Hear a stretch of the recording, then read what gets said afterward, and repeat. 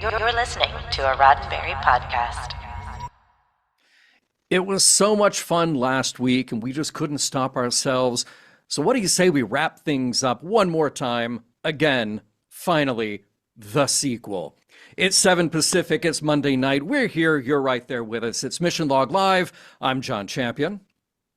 And I'm Heather Ray Barker. I would say that you're just here for me so that I can say goodbye to all of you for this season since we went long last Aw, week. And, we canceled Mission Log with the wonderful rendition between Alan and Ashley.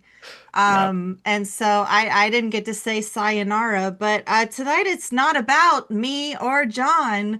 We are putting the rod in Roddenberry by having the man himself, Right here in front of Mr. everybody.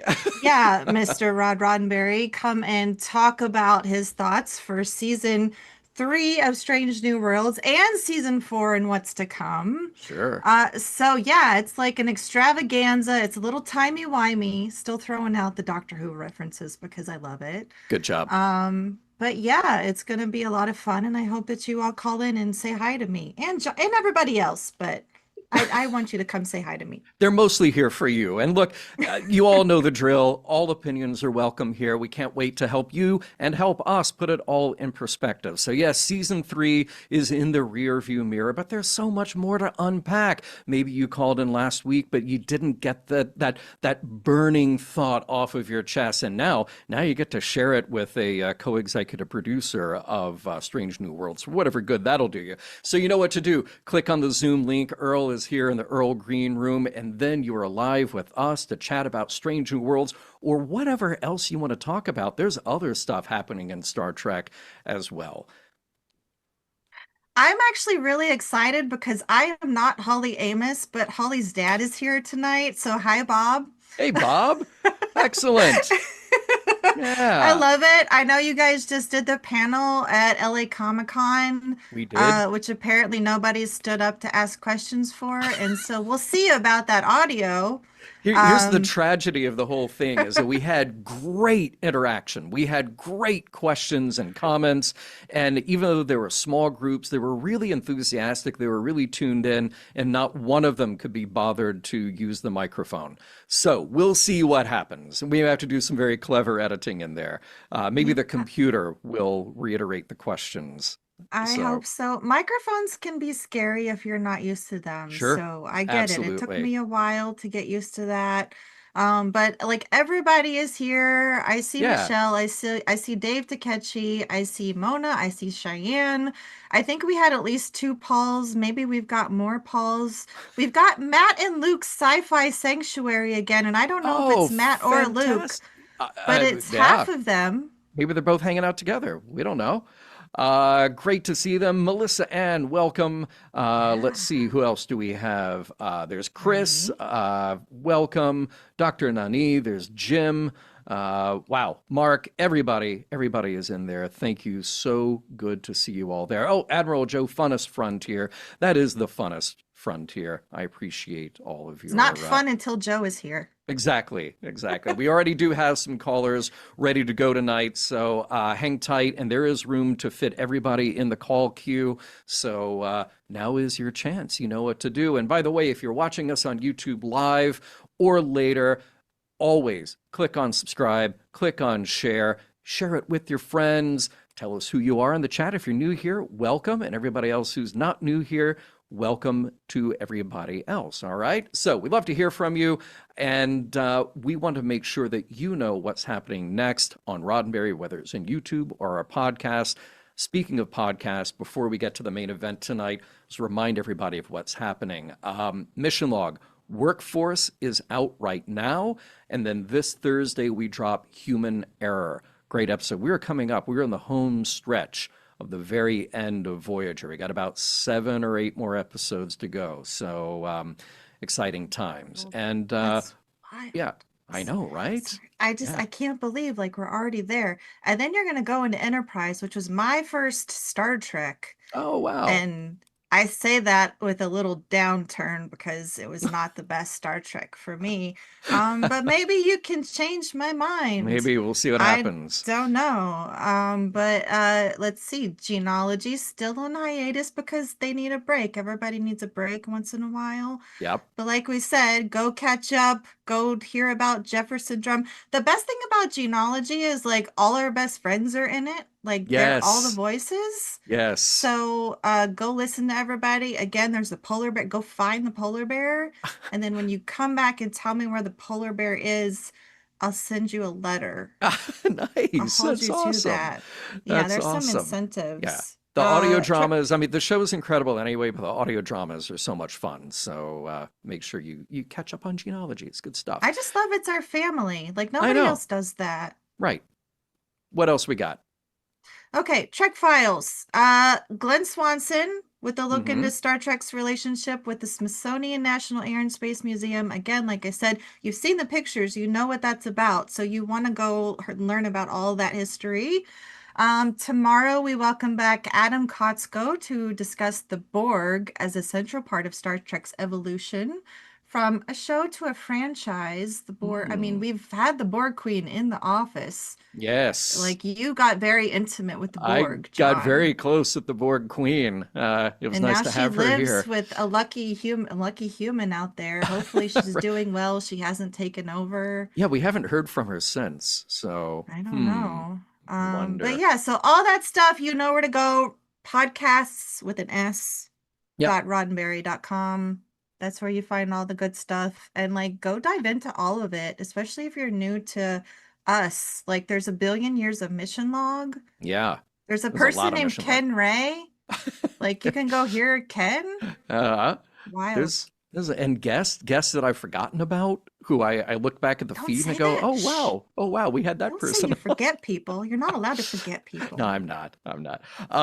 And by the way, since we're always promoting podcast.roddenberry.com, and thank you everybody who joins us there. Next week on the live show, we will have a special guest. We will have Kirsten Beyer to talk about the Star Trek Con audio show, the audio drama multi-part series. So this is the one time I will steer you away from our shows, at least temporarily, and encourage you all to go pick up Star Trek Con. I think 4 episodes will be out by the time that we have Kirsten on, so we can talk kind of mid-season with her about what's coming up. And then they're going to take a little hiatus. Now, there might be a reason to come back in the meantime, but we're going to take a little hiatus. And then we'll come back with Starfleet Academy at the very least. So we'll see you then for sure. But yeah, and by the way, I want to thank anybody who's listening who joined us at LA Comic Con over the weekend. Had a great time. Bit of a learning curve for us, figuring out how that convention works in comparison to other conventions and deciding where our time is best spent as Roddenberry and as Roddenberry Podcast. But I just want to say that the people who were there for our panels, again, fantastic, great comments, great questions, and the enthusiasm was really nice to experience. So, with all of that, Heather, should I do the reading again so we're all caught up and we all Yeah. remember? Okay, so last week I just shared with you. Normally I would do a recap of an episode. I didn't write a recap of every episode. So we're just going to go through the episode list together, and this will jog your memories so you know what we're going to talk about with Rod But you tonight. need to sing it. You need to be like hegemony, like you have to add some stuff to it. I'm not an Alan. I'm not an Ashley. I don't. Although people did hear me start the Enterprise theme song on Star Trek Day, so I'll do that. Well, when we roll around to Enterprise, I'll do that. I promise. Okay. All So right, here we I'll go. wait patiently.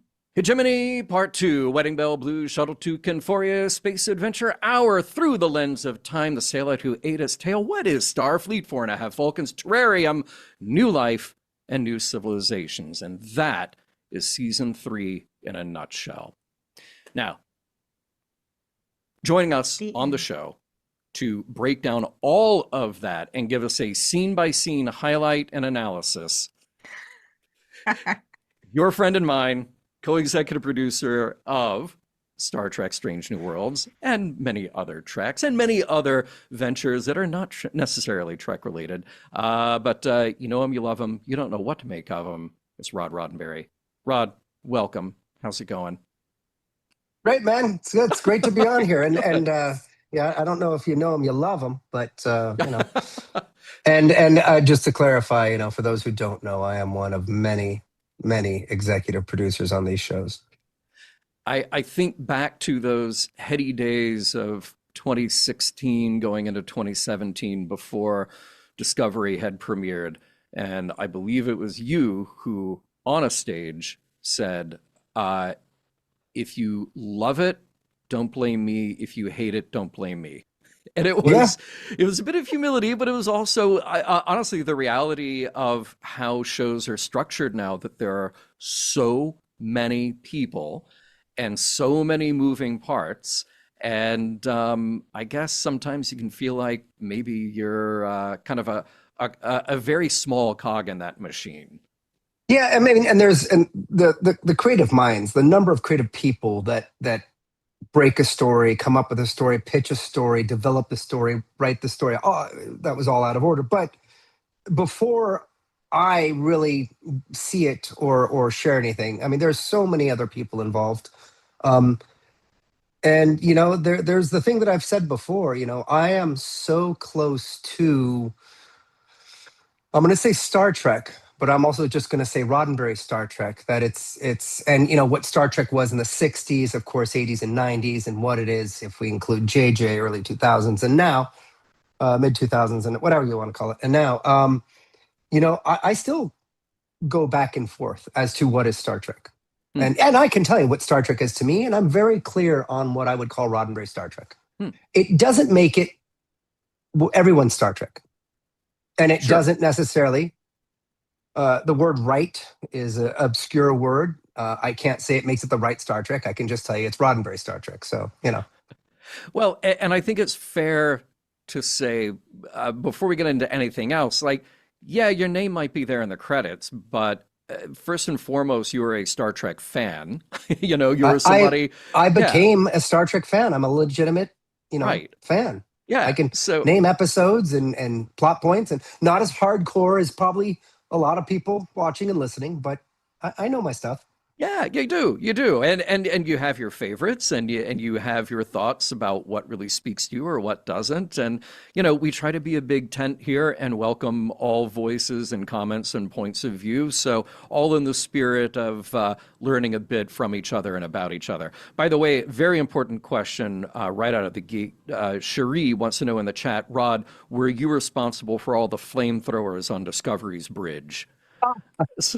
Well, someone who probably does know me. No, I wasn't. But that does sound like something perhaps old Rod might be responsible for in different scenarios. Okay. Yes. No, I did not get to do that. So technically, we're looking back at season 3 of Strange New Worlds. Yeah. And, you know, that probably be the bulk of our conversation tonight. But obviously, people may have thoughts and questions about other things as well. I welcome it all. Okay, broad strokes looking at season 3. Maybe in comparison to the first couple of seasons, maybe just on its own. What's your takeaway? How did you feel about it? What did you like? Highlights? You know, certainly, or not. No, it's fun sci-fi. You know, New Worlds has been masterful at drama between characters. It's really brought us into those characters' lives and allowed us to sort of grow with them on their journey. And you know, that's sort of been, I think, one of the most fun parts about it. And then we get stories that speak to us in different ways. Fair. We can get into the weeds a little bit later. We can get into the weeds, yeah. Well, and I do know this season in aspects went a little bit more mystical and went into certain realms that made me have to stop and question and be like, okay, what's my Star Trek? What is this Star Trek? How do they relate? Am I, you know, can can the I don't want to say it's mysticism, but can the direction that they're pushing it, how does that write itself with me, and how does that work? And you know, every now and then they've got a character that comes in and says what the audience is saying. Well, that doesn't make sense. That would be like magic to us. Right. And that is the justification, I think, at that moment for the scene. And whether that works for you as a viewer or not, that's obviously up to each individual. I mean, I think that's kind of a common refrain we actually, and I think you're speaking about the final episode, New Life and New Civilizations. That was a common refrain that we heard in our Discord and here and elsewhere. It's people saying like, yeah, there was all this kind of mystical stuff that they just kind of chalked up to because, and you give lip service to this idea of, well, it may look like magic to us, but it's just how this alien species work, as how this technology works.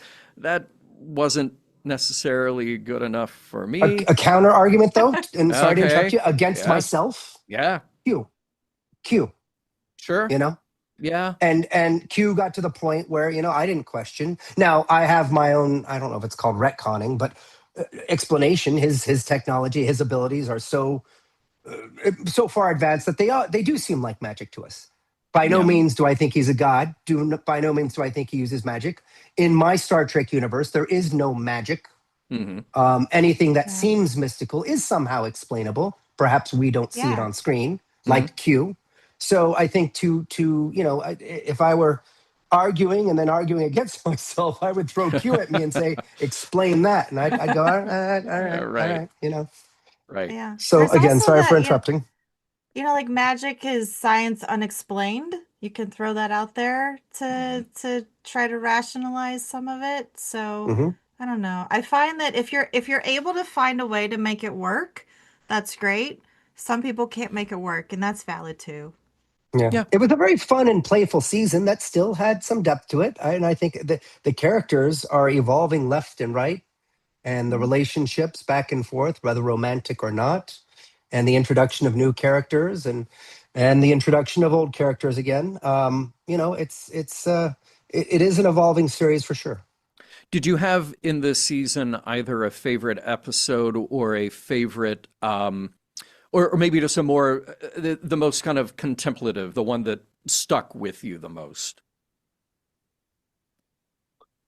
What's the one that connects with the last episode? You know, I'm asking you. That Oh, goes into the realm. so we went through the lens of time, and then several episodes later, then the finale, New Life and New Civilizations. Yeah, well, I don't know if this answers the question. That one intrigued me the most, and I Hmm. didn't know what they were doing with it. And when they went into and again, as much as I say I know Star Trek, I didn't memorize all the names of everything, but they got trapped in that realm. Yeah. Hmm. I was curious to know, oh, okay, this is interesting. Is this going to be something that really stretches the audience mind? Is this going to make me think? Is this gonna throw something at me I wasn't expecting? And you know, I was really appreciating the fact that they did take it to that sort of obscure realm, if I can say that. Okay. We're going to get to our first caller here in just a second, but very importantly, Spencer in the chat has a question. Rod, would you rather fight a Gorn-sized Tribble or 100 Tribble-sized Gorn? Well, if I can bring a Klingon into it, I'm gonna bring my buddy Klingon in and say, hey, well, I would say I can run faster, but no, he could probably outrun me. Neither, to be completely honest. I think, yeah, neither. I think audience right now is saying Gorn-sized Tribble. I mean, 100 Tribble-sized Gorn, that would just be. Do you have a weapon? Because you could just kill the giant one quickly. And listen, have a I said the word weapon. kill. I don't want to Oh, kill. there we go. I Yeah, have the I, weapon. and I also don't want to beam the Whatever. mountain to space, and I don't want a Tribble eater. yeah. You had to have a big I'll put the glommer tribble for that. eater away. Yeah. Yeah. Just keep the tribble. It's the There only we go. tribble I Yeah. have handy is the animated series tribble. Right. All right. Well, let's. Neither. Yeah. I mean that's it's a tough one. It's a very. And by the way, in our audience, another poll that just happened here: favorite Star Trek era. 80s to 90s wins with 49%. Hmm. 2010 to now comes in second place with 28%. 60s, 17%. I got to say, I was torn between 60s and 80s and 90s. And then that 2000 era, I guess we're talking JJ, 6%. Yeah. So 80s, 90s, that TNG, DS9, Voyager, that seems to still be the sweet spot. Well, Yeah, but now the how many of us, who's polling? And I don't want to get into the details here necessarily because we could probably, but for me too, next gen, but it's nostalgic. It's my Star Trek. It's Yeah. what I grew up with. Can I say I'm truly being objective? Yeah. yeah. Well, we're So polling very smart people.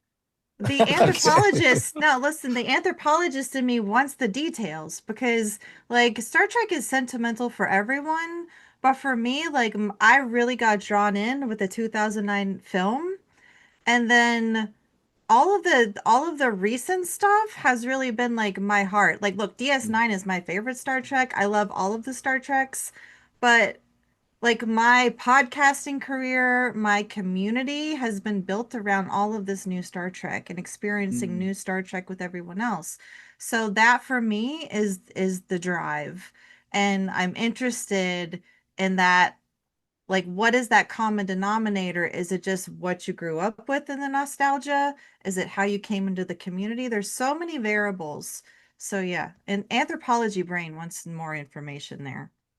By the way, Gorn size Tribble won with 74%. Yeah. 100 Tribble size Gorn, that came in at 26%. Yeah. Yeah, no, Kirk learned the hard way with that one.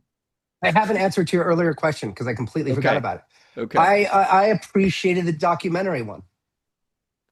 Oh, Um, what is Starfleet? yeah, Yeah. Hmm. Yeah. I appreciated that there was this sort of narrative that they were going for, and we got that education. They got that education in the end. That Starfleet's not. It's not what they thought it was. It's not what he was trying to make it in that documentary. It's sort of is one sort of take on that episode that kind of threw me for a loop because I was like, oh, that's interesting. Taking sort of that, I don't want to say attacking, but Yeah. critical look at it. I, So I, yeah, I agree. I know that was not a favorite episode necessarily among our listeners, but I Mhm. liked the idea of putting Starfleet's principles and kind of raison d'etre under the microscope, saying Mhm. like, no, no, no, what are you actually doing? Mhm. Cool. All right, well, let's go to our first caller. Welcome to Mark, who is being attacked by a moopsie, or was attacked by a Oh, moopsie. are we warring with the stuffies? Because I have a I Murph, am, get yes. but There's the Murph is too Moopsie. sweet. Yes, I'll put Moopsie aside and say hi to you, John, and to you, Heather, and to you, Rod. Hey, Hey, Mark. Mark. Uh, I wanted to come on, and as many of the callers know on here and on Discord, I am a great champion of the cause of neurodiversity, and especially towards autism as a community planner, focusing on building our spaces with neurodiversity. I did my master's degree in community planning on autism and dyslexia. And I even talked about Star Trek in one of my I have papers that I got to write on a Plaxis paper on Mr. Spock and his needs of the many as being a thing of how I view ethics. And I wanted to come on and ask you, Rod, how do you think to build towards the Star Trek future we want, can use Star Trek to build a better portrayal of individuals who have neurodiversity and all the spectrums that exist? It is truly neurodiversity and autism is truly and I'm actually on the spectrum myself, and it helps to feel cause me problems, but it feels what I do, and I'm just wondering, can we see a Star Trek actor in the future that is not just writers doing a little bit of coding, but actually is someone who has it, and we see the strengths and the weaknesses it can bring them that makes them that powerful member of the Star Trek community that I don't quite think we're there yet. And sorry for a little rambling question there. No. I mean, that's so. The question I heard is do I see a character perhaps one day? I am not one to make that selection, but listen. I think it's a great idea. So few of us, myself included, have any direct experience, and I'm talking about the populace. Yes, there are people who have direct experience, clearly, um, of the various people with neurodiversity personalities, and I think we all need to learn more about it. And some of our writers might be very aware, might have direct experience, might not. Um, I know Star Trek is and should always be about pushing boundaries, and more in the topic that you're talking about, more in the topic of ideas and philosophies and ideologies and different kinds of humans, different cultures, different points of view. That is what Star Trek should be doing, is looking at those things. Um, I can't say for sure that will or won't happen or be represented in some way. Um, I think every alien we meet is an example, and not to diminish anything here on our planet and in reality, but we've met a number of aliens who simply behave and look at the universe in a different way, and I don't want to minimize the condition because I'm aware that I also am not that informed on the various different kinds of neurodiverse people. So I think it's a great idea. I think it should be done, and I hope it is done sooner rather than later. And I hope it's done in a way that at least begins to shed some light and open some minds up, and makes people less trepidatious about exploring and meeting the people who are like that, who have a neurodiverse sort of personality. Sorry, you rambled. I just rambled the hell out of things. But I was just trying to kind of think, how would that be done? But it's Star Trek, easily. It can be done. Agreed. Did that answer the question? Because you said it. IDIC is it. IDIC is people who look and think differently, period. All right, Mark? No, Oh. I think you're right. Other species is a good way, and we see it with Spock, where we learn that he has a Vulcan version of dyslexia. That doesn't set us so apart in how that can impact him. And Tilly has some things of being neurodiverse as well, which I thought was very interesting. And I think the beautifulness of having it set in space is that you have a chance, if you do it right, of having characters that can face these issues and be used, that Star Trek has done, of being a mirror to our own culture, much like what classic Star Trek did with the black on one side, white on the other, famously played by the Riddler, and other ones as well. I think that and that's why I always remain hopeful for Star Trek, because it does might not always directly do it, but sometimes it's like the prize fighter when you're fighting, and it gets the knife right between the ribs of the message, and you don't realize it until into the end. But it's message done to be a little more violent with the messaging there. But I think that's so good, and I'm hoping one day people like myself and others, Hollywood, will see that we exist and be willing to bring us in as consultants and other ones, and share our personal experiences and other things to build it, because there's set design and even building design, which is what I focus on as a planner, that if we did it, could lead to some very interesting things of show while they're doing it in Star Trek, and then much like happened with technology and other things, a bit down the line, we suddenly have it and it becomes accepted, like the communicators and these. So Yep. I mean, Yep. I think that's the beauty of sci-fi, is that people go, I know that exactly, and work towards building it. And I think that's one way, is that popular culture that sci-fi and Star Trek can do, can definitely help that. And I thank you for the opportunity to be able to come in and talk to you about stuff like this. No, absolutely. No, I appreciate the question. That's certainly something I've never been asked, and it's once again, Sometimes I don't love things that make me think, but this is one that it's certainly making me think, and I appreciate that because we need to represent as much as we can in the Star Trek universe and leave no one out. Mark, thank you so much. And we are going to, we'll take one more call here before we go to our mid-show break. Mark, we'll see you again soon, I hope. Take care. All Take care, right. Mark. One more call here before we go to the break. Nani, welcome. Doctor, Hi. to psychoanalyze Heather our talked me guest. into calling in. All right. Hello. Hey, thank you, What's lady. up? What's on your mind? Good to Well, see you. I apologize. Good to see you too, Rod. I apologize if you said this earlier. I was having too much fun in the green room and wasn't paying a lot of attention to what was going on at the beginning. So I apologize. That's a positive. You But- were having fun. It was. We were having fun.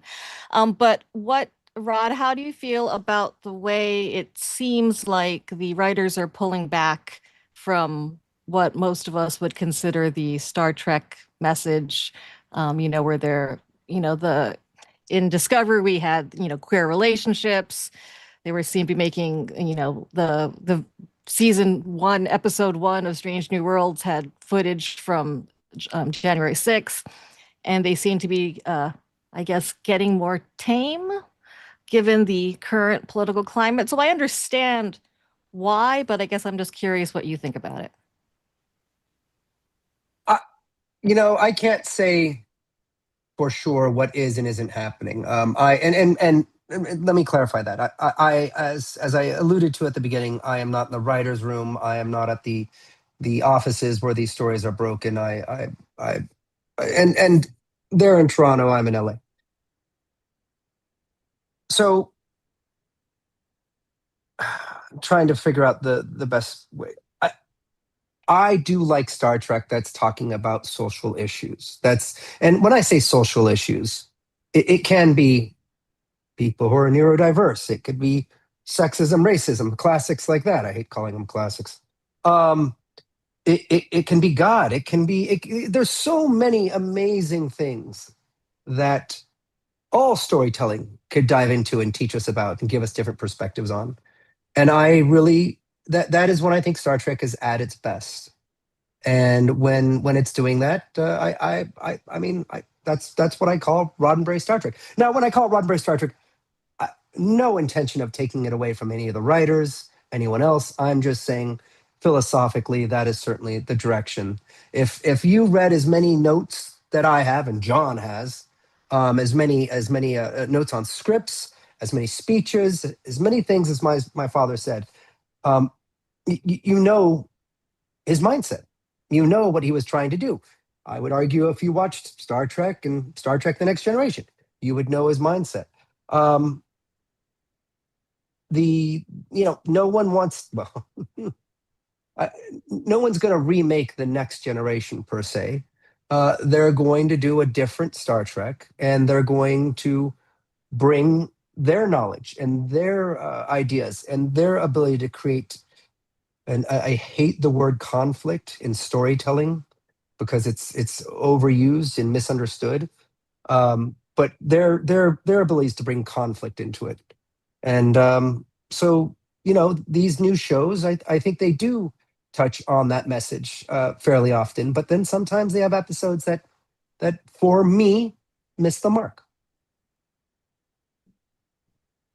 I just figured I had to ask you a question that was political, since I can't ask you that in class. No, so let me say this. I think every show has been phenomenal science fiction. I really do. It visually stunning. The stories have been phenomenal in terms of science fiction. The characters, the relationships. There's no current Star Trek that I wouldn't say isn't good or great sci-fi. It's just where you fall in on the Star Trek scale. You've got Die Hard, TOS, to I don't know how to tell you that the spectrum of this scale, but it's about ethics, it's about humanity, it's got messaging, to just pure science fiction. And some of them are close down to that, and some of them are on this side over here, and people love this side over here, and some of us are die hard for this side. So that's I have to be a bit diplomatic, but that is a truthful statement. And I'm over on this side. And that was the diehard messaging and all that. Well, since you're trying to be diplomatic, I won't ask the follow-up I was thinking about, at least not on live. All right. Well, thank you for that. We got a bunch of great callers lined up. Brannon, John, Arminio, Alan, Paul, Laura, Cheyenne. We're going to take a very quick break. Nani, thank you very much. We'll see you again soon. Thank you, Nani. Bye. All right. Take Bye, care. Nani. Love you. Love you too. All right. So time for a very quick break to remind all of you, and if you're new here, some new information for you, that there are 2 great ways right now that you can get even more involved with Mission Log. Yeah, we're supposed to talk about the survey. I mean, I just want to like wax poetic about the Discord community. So Yeah. Talk the Discord. Yeah. well, the Discord community, it's my favorite place in the world because it's all my favorite people and it's all the best people who are able to talk about all the things without tearing each other apart. And that is so needed in this world right now. We talk about food, we talk about Disney, yay. We talk about Star Trek, of course. We talk about everything. We even have a politics thread. We even do that. And we have been able to keep that a peaceful, mature, and lovely place to share what we need without devolving into what you see on the rest of the internet. And I love you all for that. So thank you. Well But said. Yeah. yeah, that is, I value this space so much. It is the place that keeps me sane, and we do a lot outside of just the chat. We do a lot of after dark events where we see each other face to face, like we do right now, and that's also especially needed in these times. So we have our Mission Log After Dark, where we talk about the Voyager episode that Mission Log is covering. There is a Farscape.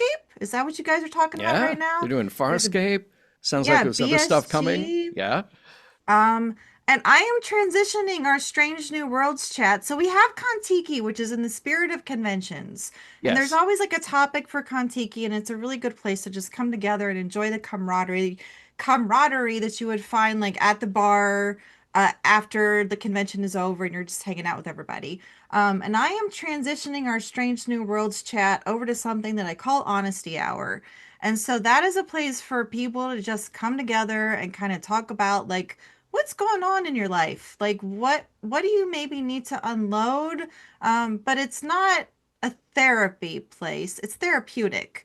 But it's a place to come together and find the support of the community mostly. And then maybe we'll talk about Star Trek. Maybe we'll talk about whatever's on TV right now, whatever you're escaping into. Maybe you're reading something because reading is great.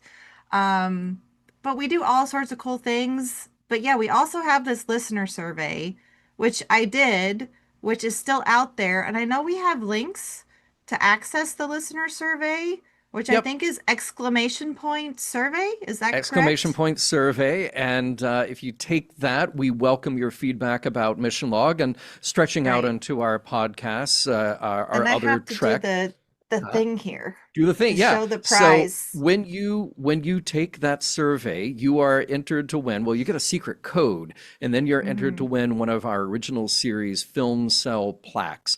And like I stressed before, these are one of a kind. There are no others after we are done with these. Heather has got a couple there. Heather, if you speak up, then we'll be able to see it, see your It's video. got all kinds of stuff from our Patreon party on it, but there are little film cells that sorry, there's a lizard from There's a one of lizard our on there. That's, STLB that's fine. parties. Yeah. But those are film cells that you From the can't cutting really room floor. see. Yeah. Yes, sorry, I can't get like a good image.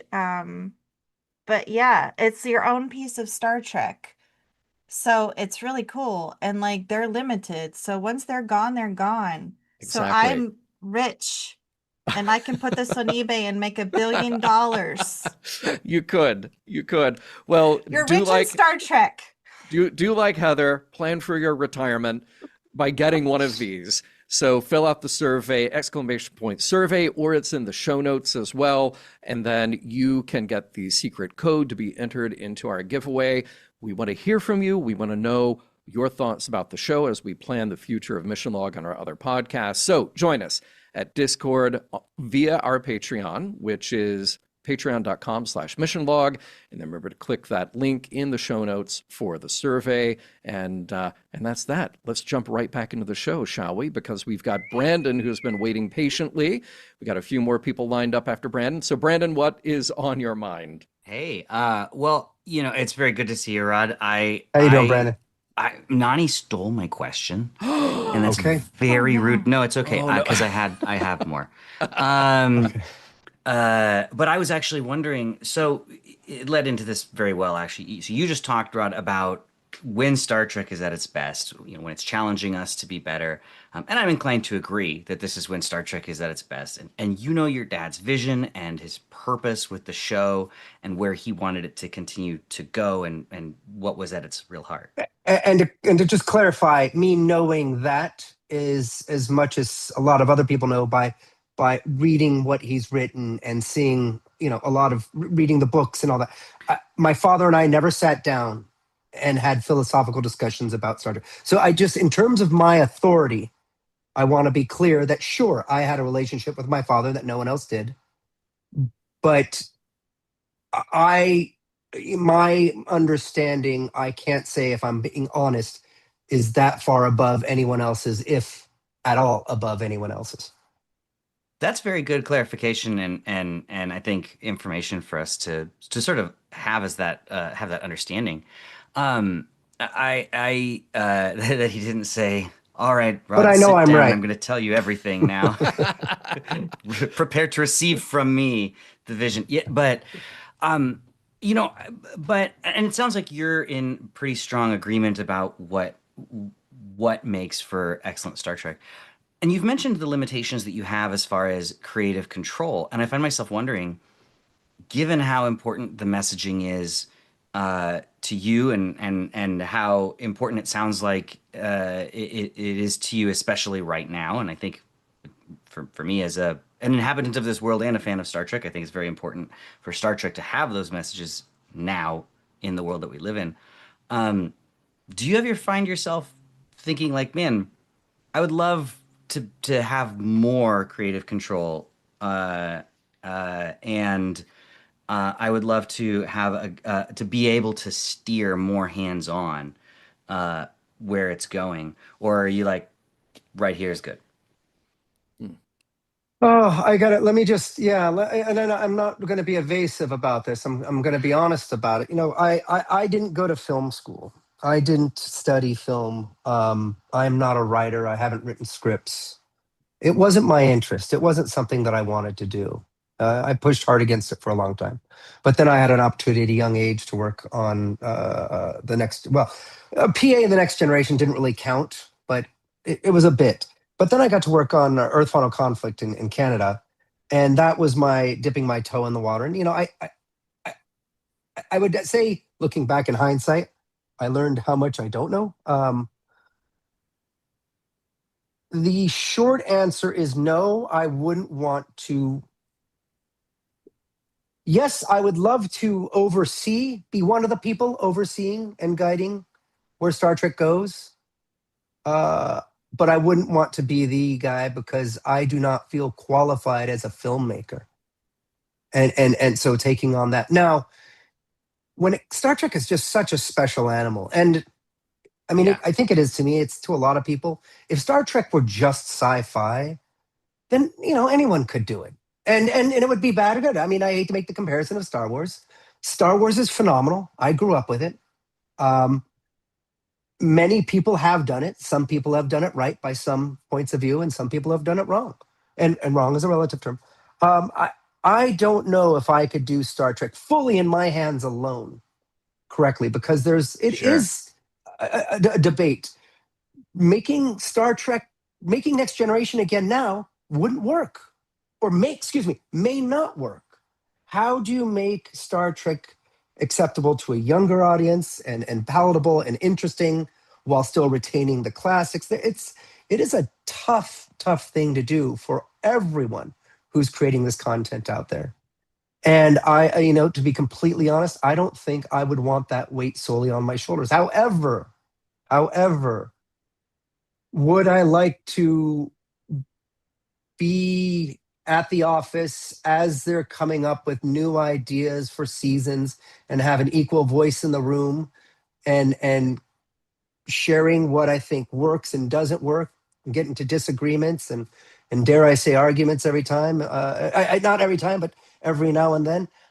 I would love to have that and truly, be consulted in that way. And I do have that opportunity when I get a script or a note or a story that comes through. I can stand up and say, or I can send in a note, and we do, and say, this isn't working. We don't think this is. But I got to keep in mind there's other people involved, and there are showrunners being brought in, and they're being brought in with a vision, and they're being brought in, and I do not have final say. And in this particular thing, it's not my place to have final say. But yes, I will say that there are a number of times that I have dropped the ball on sending in a note that I kind of knew I probably should have sent in or spoken up.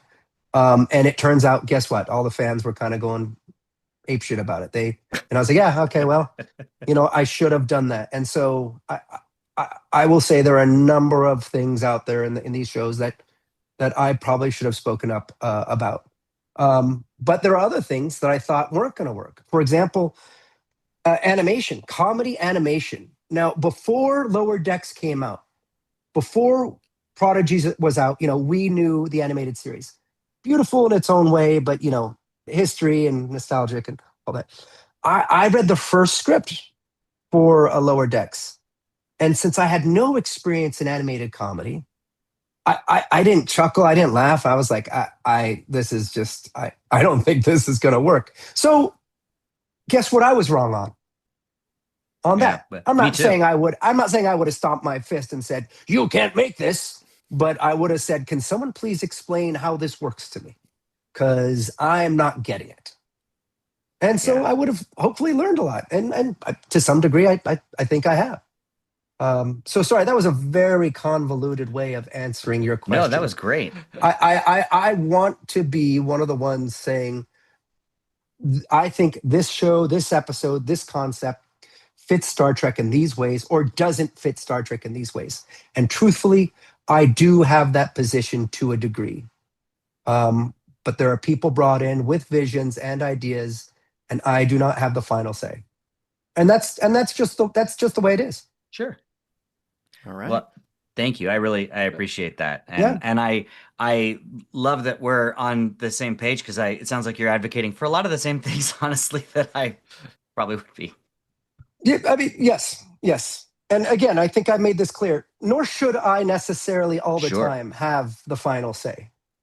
But a voice in the room, I think I could definitely, we could have avoided a few things and maybe made a couple other mistakes.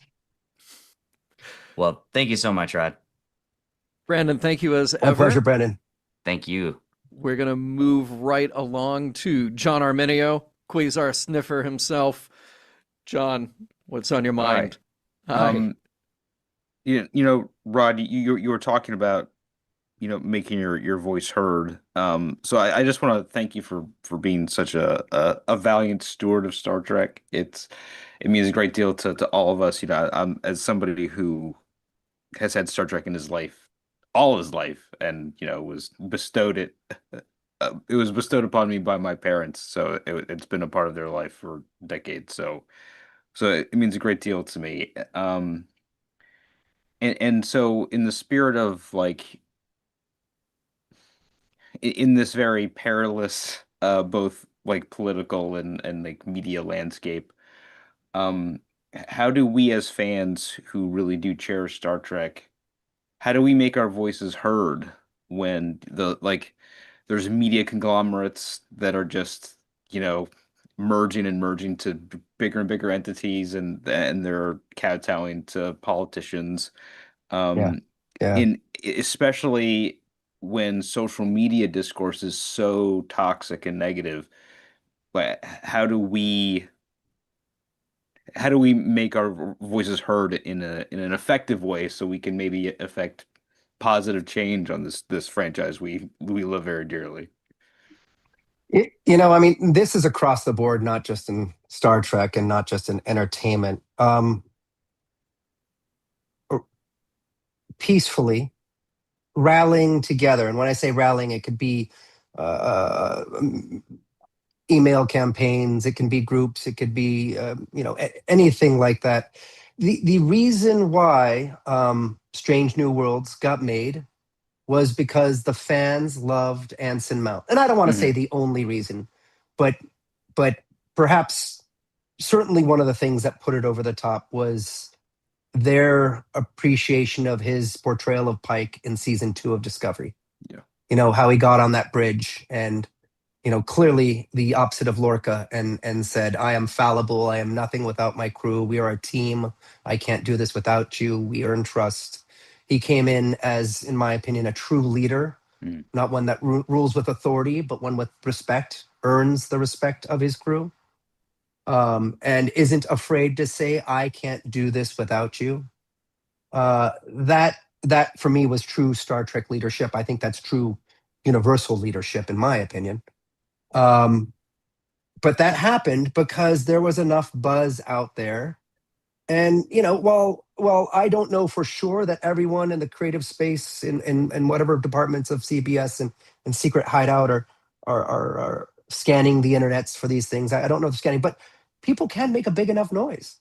And we won't get into politics, but the whole Jimmy Kimmel thing, I mean, people threatening to cancel their accounts. I mean, we the people have the power if we can just rally around something together. And I know to some degree we try to do that.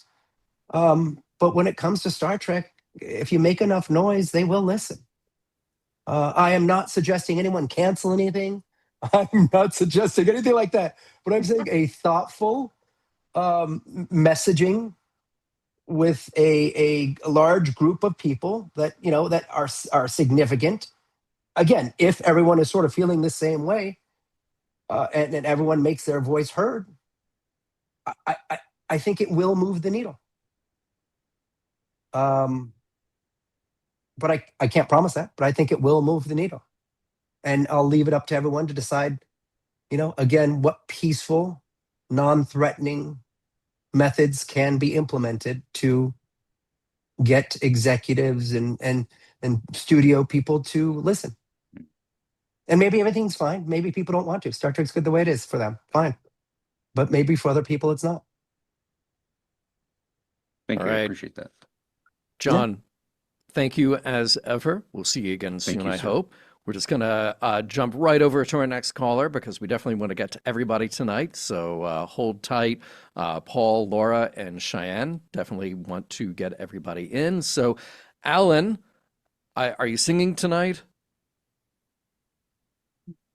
No, sorry. Okay, all right. Okay. No, we did quite a show last week. Last week was a big swing. And I'm glad that everyone enjoyed it so much. It takes a lot of time to get that stuff ready. So, we'll see. Hopefully by Academy, the creative juices will start flowing again.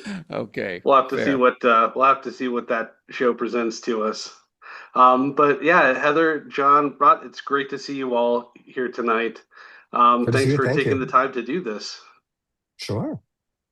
And I just wanted to say, on top of anything else, I think it's fitting that you pointed out what is Starfleet as a highlight of this season for you, because frankly, it feels like this whole, if you will, Enterprise is a question of what is Star Trek, and I think that we are all better fans for it.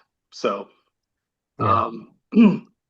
if nothing else, thank you for all the years of great content and thoughtful conversations about this thing. So, well, the team at Mission Log, Trek Files, all of these groups, John, all you guys, I mean, the entire team, and there's a lot. They're the ones who have done the deep diving into it.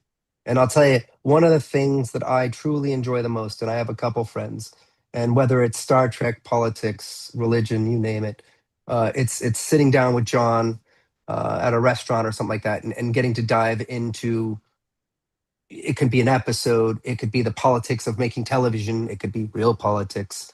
We all love having that group, that friend, to where we can dive into that, and those kinds of conversations are what Star Trek should be inspiring. Oh, absolutely. And you know, and yeah, the conversations on Mission Log and all of the podcasts here have spoiled me for other podcasts, which I guess kind of Good. brings me to the thought that I had is that that episode, the documentary episode, is sort of a big stylistic swing for Strange New Worlds, and it's a series that has decided to take those kind of swings. And I was wondering how that sits with you as a fan of the series as a whole. I'm personally I'm all for it. I like that it takes chances. And I guess just how is that sitting with you? Do you have a genre that you'd like to see on Strange New Genres? A podcast episode, perhaps. It's an excellent question, and it is one that I do ask myself and struggle with, and I'm half the time I'm proud of Star Trek for taking big new strange new swings, and the other half I'm struggling with myself because I'm looking for my what I grew up with, next gen, my classic Trek, where they're out boldly exploring and hopefully trying to understand intelligent life. I think it's a lot of fun, and I think these are the shows that I'm going to want to watch a number of times. The singing episode in season 1, was it season 1? Yeah, or is it season 2? Yeah, Jesus, season 2. That one I've watched probably 3 times now, and I'd say on the third one I got more comfortable with it.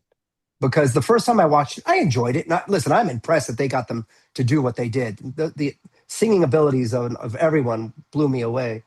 And having them put their sci-fi science into it and kind of justify it, I usually kind of take it out of the canon and just like enjoy it on its own.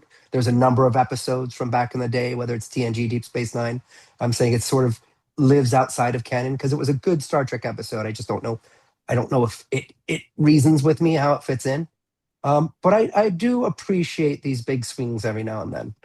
And I like I said, when they said it a comedy animation, I balked at it. Mm-hmm. And guess what? I was wrong. So I'm waiting to see how this season, I know we're done, and the next 2 really pan out here. All right. Fantastic. Alan? Well, again, thank you. And I just want to say that, whimsical and fun and silly are not necessarily antithesis of, message. These things can exist together. So hopefully that continues to be the case with Strange New Worlds. And, I'm looking forward to seeing what the next season, 2 seasons have to offer for us. And again, thank you. And we'll see you next time, everybody. Appreciate it, Alan. Thank Take you. care, Alan. See you on All right. Discord. Folks, I know we're coming up on the hour, but if you bear with us, we're going to go just a little bit long here because we got some great calls. And here we go. We got Paul. We got John. We got Rod. We got Yes. Heather. Thanks all Well, for being Hey, here. Paul. Go ahead. Thanks for the Discord. It's a godsend in these days, Rod. I don't know if you know that, but so many people rely on it. I don't know how many people rely on it, but I do get updates from John. I have been on once or twice. And please know that I don't not come on for any personal objection towards it or anyone there. I can hardly manage my texts, let alone the one social media avenue that I look at on occasion. And then someone wants to send me a WhatsApp, and I'm like, just send me I'm like the old guy who's like, just call me on the phone almost. I mean, No, I am the old guy. Trust me. Yeah. So Just want to let you know that the 3 episodes my wife and I, well, the 2 for sure are the holodeck episode is number 1, and we will watch that dozens of times for many reasons. I good. really enjoyed 4.5 Vulcans. When I need to laugh, I will watch that over and over. And I sort of liked the wedding episode as a, interesting portrayal of how a party should be run. And we all know what that means in my venue here. But the one question I have is television's a business, right? And you have to make money with what you're doing. And I was thoroughly shocked today, my friend, when I walked into Barnes and Noble, and there's Strange New Worlds, which I have purchased in HD 4K since I support this franchise, next to Discovery in Blu-ray. And next to that Strange New Worlds was, of all things, Section 31 in 4K. So there is some sort of semblance of, want or need for that product. Otherwise, it would have never made it to 4K. So these realities I know you have to wrestle with. And how big is that wrestling? Is that like arm wrestling every day? Is it something you think about a lot? Or is it just realities of, being an executive producer? Uh, you make the point that that I think I wrestle with the most, which is you're absolutely right. The way I see Star Trek, and I'd like to say I think the way I see it is very similar to the way a lot of I don't want to classify fans, but the fans who get Star Trek, and I don't want to say none of them, certain ones don't, but whatever. And then say, but this is a studio. They don't care as much. And I don't want to say they don't care. It's a business, as you just said. It is a business to them. And while they do care, they've got maybe 100 other productions that they're having to deal with as well. So they're not dwelling on necessarily, is this particular series, show, episode holding up to the most ideal aspects of what Star Trek is? And I don't fault them for that. And in their shoes, I don't think I could manage that either. But I do struggle with it. And I mean, and again, it just goes back to how close I am and how maybe I'm using the word wrong, myopic, how narrow-minded. I am so close to Star Trek. I love the messaging more than any of the shows. I love the idea. I love the inspiration and aspiration. I love the fact that I've run into people who've come up to me and said, "I am a doctor now. I believe in the future. I believe it. I was depressed." Like the hope and promise and ability Star Trek has, I don't want to say given, but has allowed people to find within themselves. That's just amazing, and I'm so proud of it. So it's hard for me to just see it as a business. Yes, my family makes money. As executive producer on this, we do well, 100%. There's no running away and hiding from that. But for what it's worth, I don't know if anyone believes what anyone says these days. I promise you, I'm not doing it for the money. I know that, my friend. And I am one of those people who in the 60s watched it on a 12-inch black and white TV, along with the space program, became a scientist, and have had a very successful career driven by the morals, meanings, and messages. And now I'm just along for the entertainment associated with it. But there are people on this Discord who are formed because of it. And thank you for continuing that. And I will buy every piece of media they make, whether I like it or not. I will give it away later, but I'll buy it to support the community. So thanks, Rod. Appreciate Absolutely. it. John, A Heather, pleasure. always Thank you. the best to see you guys. Take care, Paul. Till Take next care, time. Paul. Thank you. Bye. Let's go right over to Laura. Hey, Laura. Hi. Welcome. Thanks for having me. Glad to be here. I guess my commentary on the season that I was coming on board here with is that in the past, like maybe only like the recent past, last 10 years or so, um, when Disco came out, it always felt like it was speaking to the needs, not just that I was needing, but the needs that a lot of people were needing at that time, going through the pandemic, going through major change in our world. But I mean, you know, every generation has their thing. And so all the different iterations of Star Trek has been very reminiscent of the whole idic concept, that infinite diversity, that everyone can find a way in, that there's so much good here. And I'm also like Rod, you here for the stories, here for the humanity, here for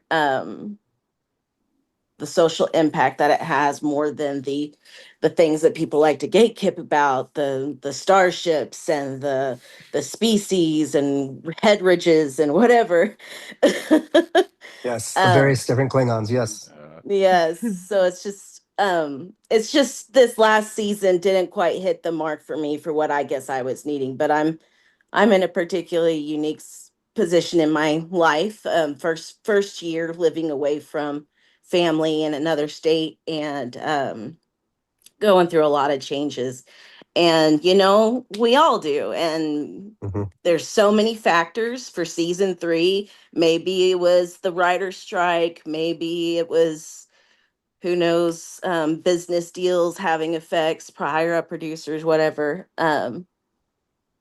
But I just, and when I talk to people about Star Trek, I'm trying to be like, I'm a Star Trek evangelist, a apostle, whatever you want to call it, because the world needs Star Trek. The world Well, needs this hope of cooperation and a better future for everyone, not just for some. And some people look at me like I'm crazy, and I'm okay with that. yeah. So, I don't I think love you're Star crazy, Trek. I'm by the still way. gonna be here. I'm slowly getting involved in the Discord. It's a little overwhelming. I'm like following 3 threads. I know the feeling. So, but there's just so much good here that I Yeah. wouldn't give up on it. No, I appreciate you sharing that. And, you know, I do think Strange New Worlds in this season are challenging, you know, what the expectations are of Star Trek on some level. And not to be a broken record, but there's, you know, been so many times that I've seen it challenged and been concerned and thought it wouldn't work, and it did. Of course, there's been plenty of times where I've seen it challenged and didn't think it would work, and it didn't. um, so I understand you. I completely understand you. And the good news is, um, they've done a great job of making.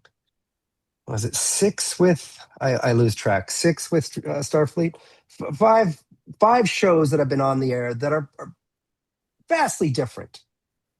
And so, in theory, one doesn't work for you. Hopefully, another does. And hopefully, if that doesn't work for you, another one's coming up that will. And And if there's that one something I've doesn't, there will picked be up one in after that. there's a phrase I've picked up in certain circles: take what you like and leave the rest. That Mhm. maybe not everything speaks to you, maybe you don't see yourself in every character, but there's still plenty of good to be found in each bit Yeah, that can change someone's life, as we see people coming up to you guys at the conventions. I will be eventually, hopefully next year, fingers crossed. good. um but Star Trek is life changing, and where religion and government and social groups fail, I feel like Star Trek's a beacon of hope, to be a little cliche. No, I listen. We're on the same page. I couldn't agree more. And I wasn't around the '60s, so I can't say we need it more than ever. But we certainly need Star Trek's messaging. Um, I'm just going to say it more than ever. Yeah. So We're right back there in some ways. So Yeah. like Right. we Everything do. old is Yeah. new again. Yes. Yes, Laura, yes. thank you as always. Really Thank you, Laura. Absolutely. appreciate it. Thank you Next all. Appreciate it. time. Yeah. All right. Cheyenne, What is on your mind tonight? Welcome to the show. Hi, John. Hi. Hi, Heather. Hi, Cheyenne. Hi. Hi, Rod. Nice to meet you. Big Nice to fan. meet you. Thank you. Well, thank you. First I want to say Not here. I've been really enjoying all of the new Star Trek series. There's ups and downs with just like with everything, but I've been on the whole really enjoying what I'm seeing. Um, That's I great to think, hear. yeah, so I think they're doing a great job. And the actors are doing a great job. You can't help but love them, right? So I Casting and think that acting really is helps. phenomenal. I mean, casting, there's not a single character or actor I don't like. Some characters, but they're written that way, so I don't blame them. Yeah, so they're doing a great job. If you don't like them, they're doing their job. Yes, they Um, are. so I think my question for you is probably going to echo some of the other questions that you've already gotten since I'm coming in near the end. Sure. Is how do you feel about what I see as Star Trek stepping back from queer representation? Because we had it in Discovery. We had Blue and Ian in very prominent roles that were amazing. And then we also had Angel in that Pirates episode early in Strange New Worlds. So we had a non-binary character played by a trans actor. And then since then, we haven't gotten any other queer characters. And it's interesting to me because part of the part of the thing I like about Star Trek is that it reflects the issues that are happening today. And I would say that one of the biggest issues that are in our face right now is trans rights.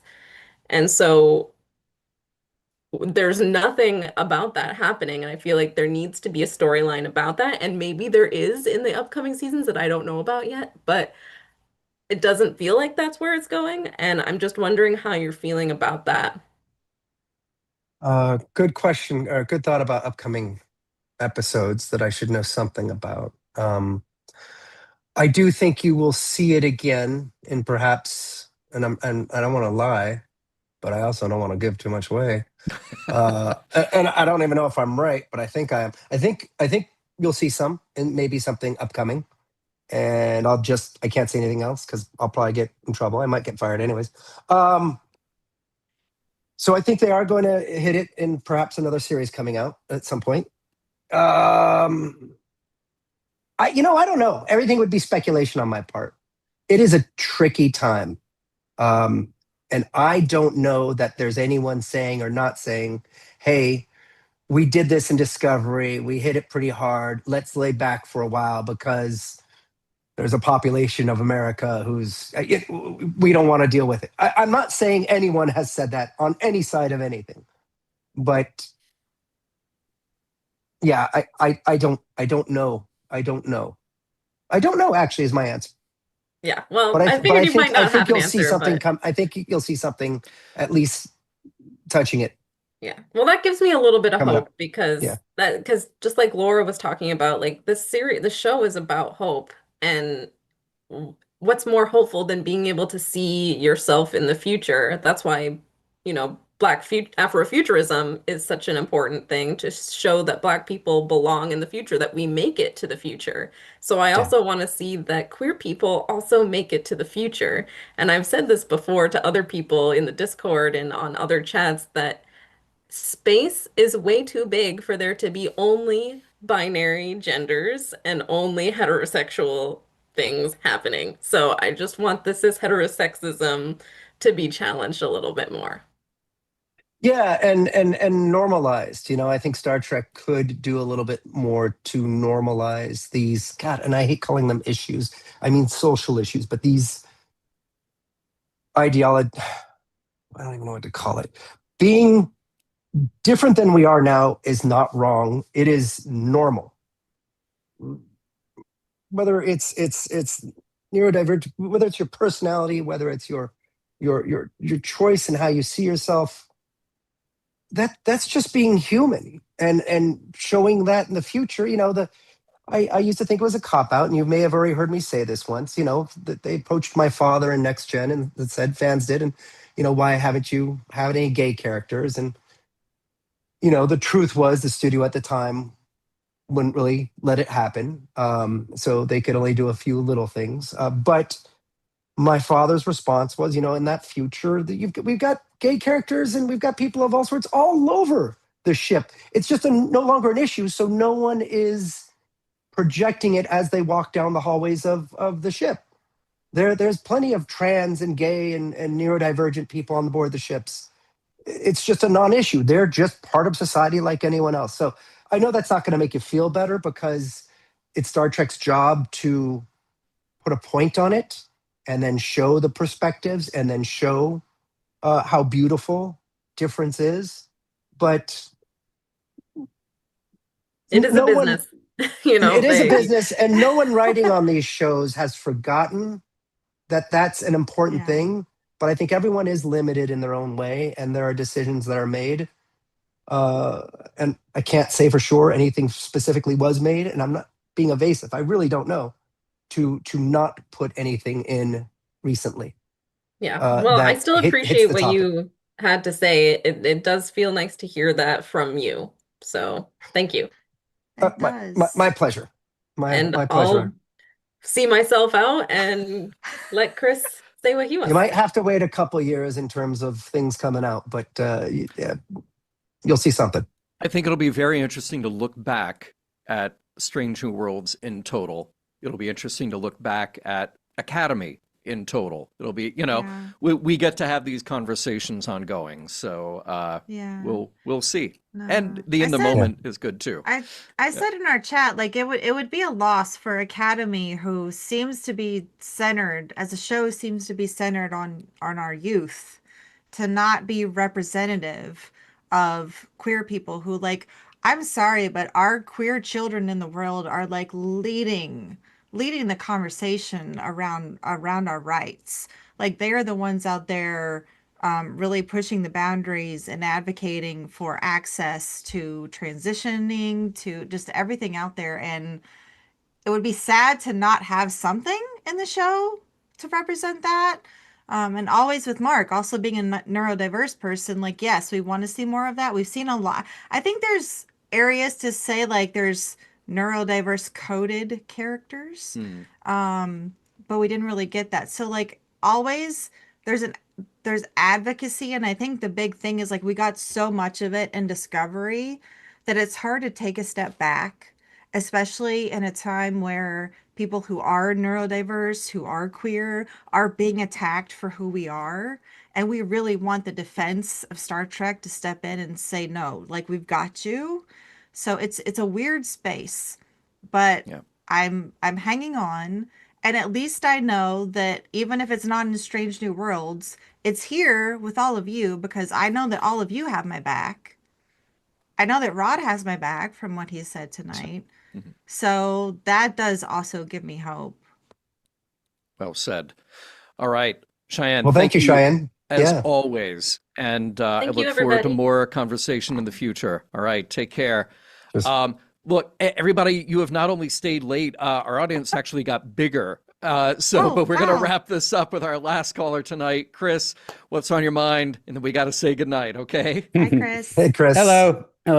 Hey, no, the only questions I kind of had was more about, like with this season, we had the 10 episodes, and, like some other people have said, it wasn't, exactly everybody's, season this year. I mean, a lot of the episodes would have been like one-offs when we'd had 26 episodes. So, what would you ever like to see it going from 10 to, say, 15 or 18 episodes, so that they could actually expand the stories even more, instead of, I know we're not going back to 26. That's probably never going to happen. Yeah. But to where that way they don't have to just kind of at times just rush through storylines and, do something like that. Yeah. I mean, listen, as a fan, it's very easy to say, of course I want more. I mean, more Star Trek is always preferred. The detail and the money that they put into these shows, budgetarily, they could never do it. The shows cost crazy amounts of money these days. Could they do them for less? And yeah, that's a whole nother But I mean, yeah, if the answer is, would I want them to do more? 100%. Is it feasible? Is it possible? Or is the money there to do it? No, there's barely money there to do what they currently do. They're, and I don't want to say they're struggling, but they've put a lot of money into these shows, all of them. And the end of the day, a lot of the time it does become a money issue.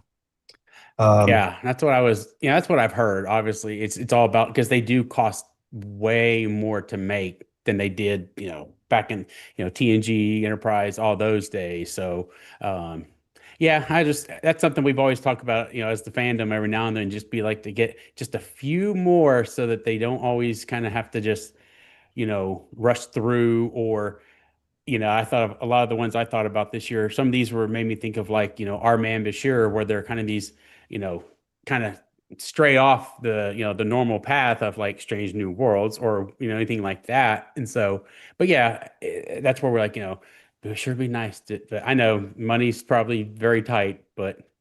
And again, yeah, I'm not a numbers guy, and I can't say. I can say that the shows, being on set, looking at the props, every detail. I remember first day, maybe it wasn't first day, but early on in season 1 of Discovery, going onto set and going onto the Klingon bridge, and then seeing the floor, and the floor liner that they had put down had little Klingon symbols like this big, like just patterned all through it.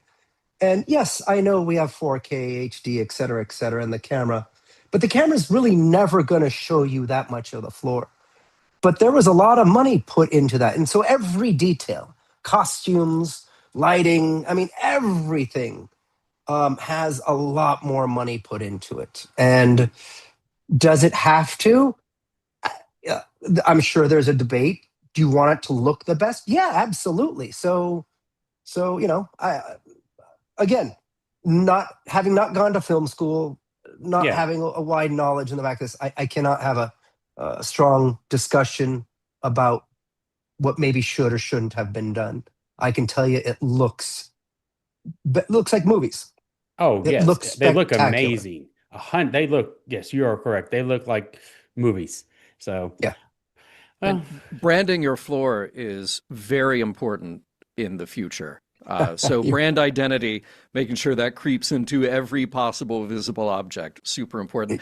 Hey, yeah, on look, the Klingon ship, you need Klingon symbols on the or floor. else you wouldn't know. You wouldn't know that you're on a Klingon ship. What ship am I on? Oh, yeah. Okay. Oh, look at the floor. And then look, I'm of a mind to say, low budgets, lots of episodes. I think that's great. It forces creativity. I'm also of a mind to say, hey, if you really just boil it down and decide we're going to do 2 or 3 miniseries and just do that, then we can focus on that and not the sort of weird 10, maybe it's 13, maybe it's 15, back to 10 again. It's a weird number. And then when you do have those odd standalone episodes, they really are kind of odd, Yeah, exactly. And for me, and I think it goes for a lot of people, and I know we're trying to wrap it up, story. It's very easy to say story. But in particular, Star Trek, the stories, again, that entertain you, sure. But in the end, slip something in and make you think just a little bit or consider a different point of view. I even though Black Mirror has usually darker endings, those are episodes that have twists and that make you really sort of consider things. And I like the shows that make me go, God, in their shoes, now that I see both points of view, I don't know what I'd do. Or you know what? That bad guy, if I were in his or her shoes, I'd probably do the same thing.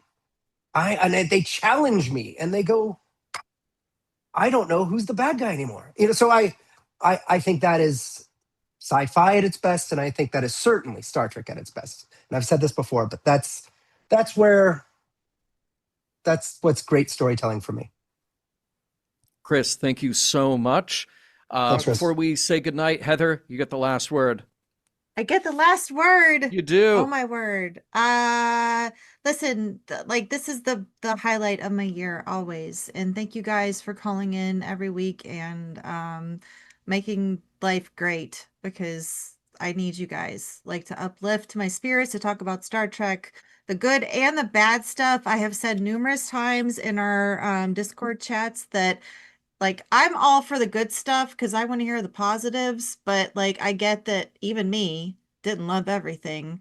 So even despite talking about the ups and downs, I never leave here feeling deflated or negative or down in the dumps. You always fill my cup, and for that I am so extremely grateful.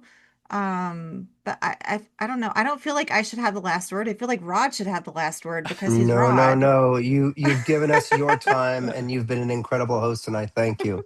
Yeah. The only thing that I need to give is an appreciation and thank you to you. And John gets years of appreciation, but you for coming on and being an amazing host and giving us and the audience and everyone who calls in a perspective that's unique and different. Because while they love John and get to hear from him a lot, someone new every now and then, Yeah, even if too you're not that much. new, is great. Too Yeah, much me. John's old and boring. Yeah, But too Old much and me. boring, That goes a John. long way. Yes, yes, Yeah. yes. That's a great But way to end the show, right? no, but listen, it's always a treat to have you on, Rod. And look, your perspectives and what you bring is also valuable, and you've done a phenomenal job tonight. There has been so much love in the chat for everything that you've said.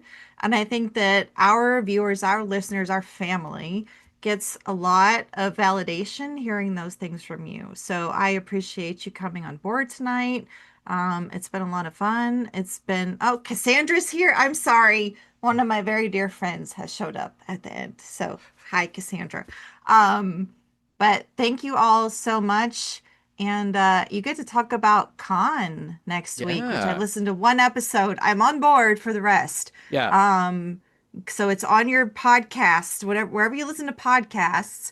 Go tune in, get caught up because there's 4 episodes, right, John? Yep. There will have been 4 by the time Okay. we do the show next week. So There will be 4. Yep. And your very favorite Ashley Thomas will be Yes. here along with Kirsten Beyer Yep. to talk about Con.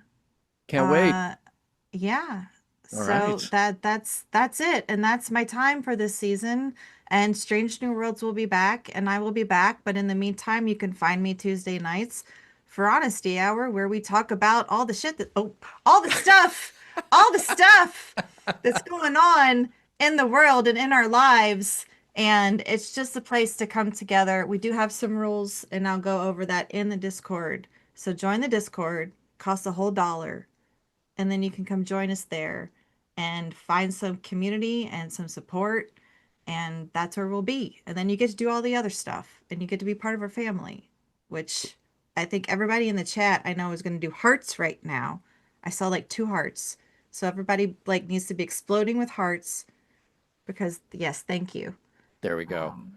All right. Well, Heather, thank you for all you do, and thank you for all you have done with us over this season. And Rod, I'm sorry, I said an hour, but I didn't know that our caller was going to be so awesome and keep us after your bedtime. So with that, Mission Log Live is produced by Roddenberry Entertainment, technical production on Mission Log, and Mission Log Live by the intuitive Earl Green.